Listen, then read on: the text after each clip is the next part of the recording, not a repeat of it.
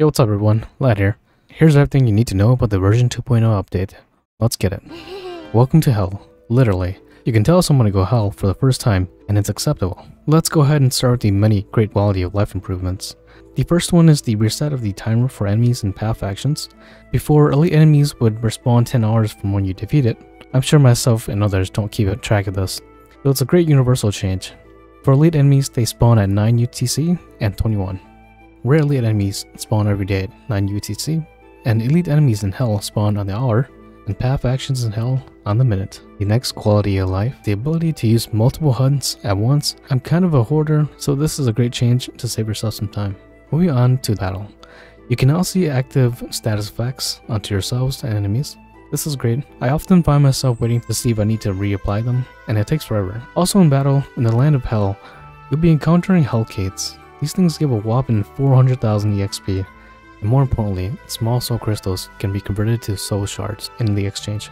For farming mats in hell, the general mobs drop mats for creating hell weapons and armor, bronze souls at a higher rate, and gold souls too, although these are pretty rare. The elite enemies found in each area drops gold stones, and occasionally rainbow souls. Again, these elite enemies respawn every hour the moment you beat them.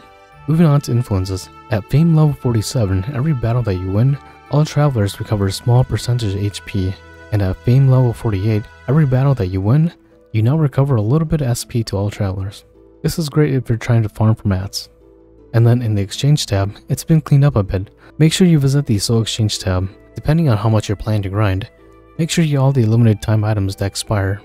Now take a look at the void fortune boxes.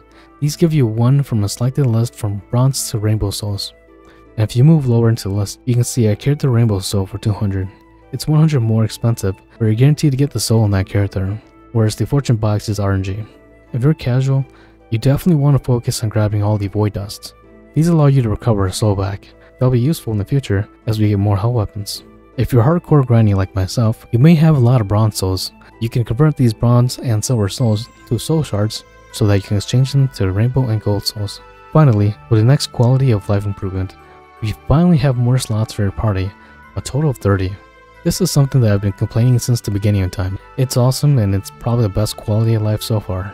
Then moving away from quality of life updates, in version 2.0, the Faint's Beloved Blade is now upgradable. Make sure you go and craft one for yourself. Of course, you need the special Cate stones from the tower. As of right now in the living world and arena, Faint's Beloved Blade does do the most physical damage for warriors, and in hell, weapons. I'll make a video comparison later. And then some tips for version 2.0. In hell, make sure you craft hell weapons. All of these weapons give a 20% increase in damage to enemies in hell. The game's reaching a point where you're going to need to start trying, as enemies are hitting harder and they're doing more status ailments on you. Not to also say the bosses as well too.